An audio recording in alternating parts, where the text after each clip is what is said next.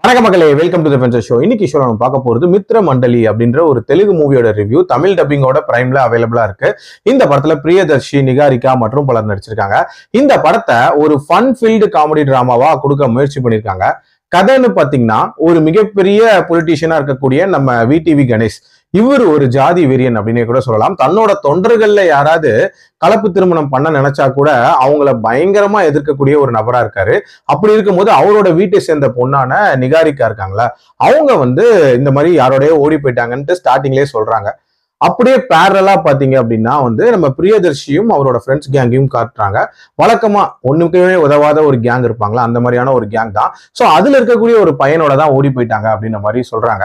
So யாரோட ஓடி போயிருப்பாங்க, அவங்களுக்கு என்ன ஆச்சு, டுவர்ட்ஸ் தி எண்ட் கண்டுபிடிச்சாங்களா இல்லையா அப்படின்றத அந்த படத்தோட கதை. தெலுங்கு பிலிம் இண்டஸ்ட்ரியை பொறுத்த வரைக்கும் இந்த மாதிரி பெருசா லாஜிக் இல்லாத நோ பிரெய்னர் காமெடிஸ் இருக்குல்ல, அந்த ஸ்டைல் ஆஃப் படங்கள் அப்படின்றது நிறைய ரீசெண்ட் டைம்ஸ்ல வந்துட்டு இருக்கு. அதுல ஒரு சில படங்கள் அப்படின்றது நல்ல வெற்றியும் அடைஞ்சிருக்கு. அது மாதிரியான ஒரு படமா தான் இதை கொடுக்க முயற்சி பண்ணிருக்காங்க. இன்ஃபேக்ட் ஸ்டார்டிங்ல இருந்து எண்டு வரைக்கும் முழுக்க முழுக்க ஃபன்னாவே நிறைய விஷயங்களை பிரசன்ட் பண்ண ட்ரை பண்ணிருக்காங்க. அதுல ஒரு சில காமெடிகள் மட்டும்தான் ஒர்க் அவுட் ஆச்சே தவிர பெரும்பாலான காமெடிகள் அப்படின்றது ஒரு மாதிரி புஷ்ஷா தான் போச்சு. கேஸ்டிங்கை பொறுத்த வரைக்கும் ஒரு நீட்டான கேஸ்டிங், பயங்கர கலர்ஃபுல்லான ஒரு பிரசன்டேஷன். பட் இருந்தாலுமே இந்த படம் பெரிய லெவல்ல எங்கேஜிங்கா இல்லை. அதுக்கு முக்கியமான காரணம், என்னதான் காமெடி படமா இருந்தாலும் ஒரு சில சர்ப்ரைஸ் மூமெண்ட்ஸ், இல்ல ஒரு சில இன்ட்ரெஸ்டிங்கான ட்விஸ்ட் அண்ட் டர்ன்ஸ் அதெல்லாம் வச்சிருக்கணும்ல, அந்த மாதிரியான விஷயங்கள் அப்படின்றது எதுவுமே இல்ல.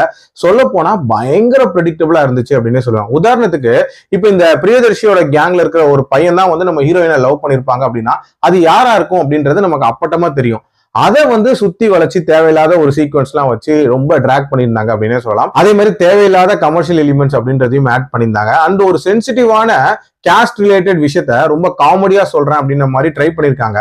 அது சுத்தமா ஒர்க் அவுட்டே ஆகல அப்படின்னே சொல்லுவோம். அதுவும் கிளைமேக்ஸ் அப்படின்றதெல்லாம் ஒரு மாதிரி கன்றாவியான கிளைமேக்ஸா தான் இருந்துச்சு. ஓவரால் என்ன பொறுத்த வரைக்கும் ஒரு பிலோ ஆவரேஜான காமெடி த்ரில்லர். டைம் இருந்தா ட்ரை பண்ணுங்க. என்னோட ரேட்டிங் 2.3 out of 5. அடல் கண்டென்ட்லாம் பெருசா இல்ல. மீண்டும் அடுத்த விமர்சனத்தில் சந்திக்கிறேன். நன்றி, வணக்கம்.